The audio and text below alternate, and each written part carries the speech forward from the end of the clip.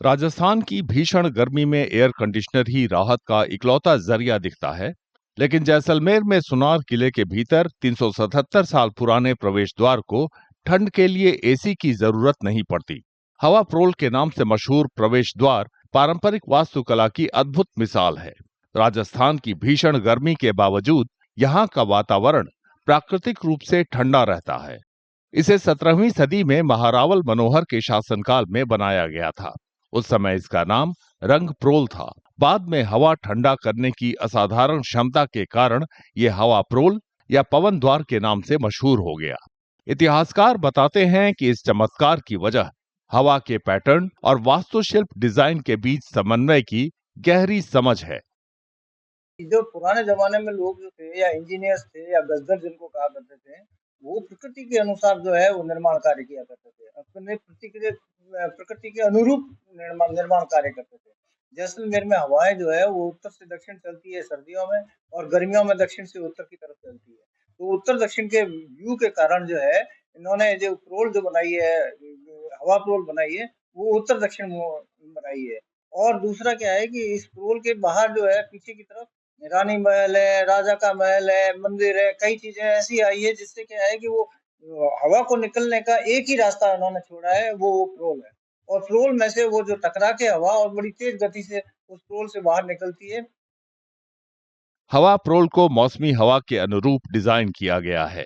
इसका संकरा रास्ता, चूने से प्लास्टर की गई दीवारें और बलुआ पत्थर की संरचना स्वाभाविक रूप से हवा का प्रवाह तेज करती हैं और तापमान कम रखती हैं।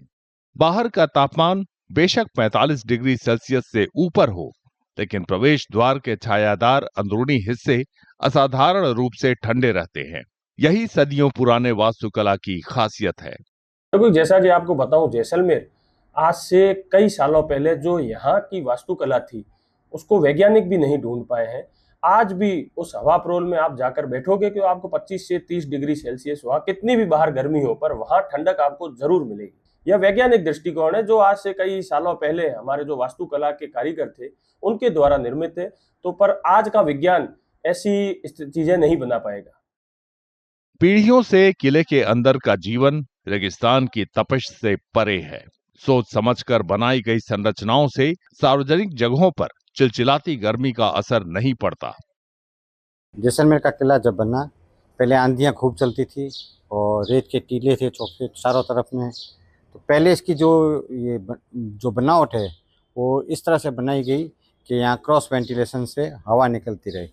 इलेक्ट्रिसिटी थी नहीं, लोगों के घर है जो एकदम सटे हुए थे, तो हवा वगैरह कम आती थी। तो दोपहर की टाइम में जो हमारे बड़े बुजुर्ग या बच्चे वगैरह जो भी होते थे, वो लोग वहाँ से घरों से निकल के खाना वाना खा के और इस प्रोल के अंदर आके बैठते थे, और यहाँ क्रॉस वेंटिलेशन के कारण हवा क्रॉस होती थी और ठंडी हवा मिलती थी। ये जो प्रोल है ये करीबन 800 साढ़े 800 वर्ष पुरानी प्रोल है, और जो दक्षिण की हवाएं आती है वो दक्षिण से उत्तर की तरफ चलती है गर्मियों के अंदर। तो ये जो चूने का काम हुआ है, जो वो हवाएं क्रॉस वेंटिलेशन से जब निकलती है और वो चूने से टच होती है, तो वो धीरे धीरे जो क्रॉसिंग रहती है तो वो ठंडा हो जाता है क्योंकि क्रॉस वेंटिलेशन से। और गर्मियों के अंदर जो है इसमें करीबन बाहर जो है धूप के अंदर 45-48 के करीबन टेम्परेचर रहता है, और अंदर जो शैडो टेम्परेचर है वो 32 से 35 डिग्री रहता है। इन दिनों बढ़ते तापमान के बीच ठंड पहुंचाने के बेहतर और टिकाऊ समाधानों की तलाश जोर शोर से की जा रही है। लेकिन हवा प्रोल इस बात का सबूत है कि सदियों पुरानी वास्तुकला ने वो कर दिखाया है जिसे पाने के लिए आधुनिक प्रणालियों को भारी संघर्ष करना पड़ रहा है।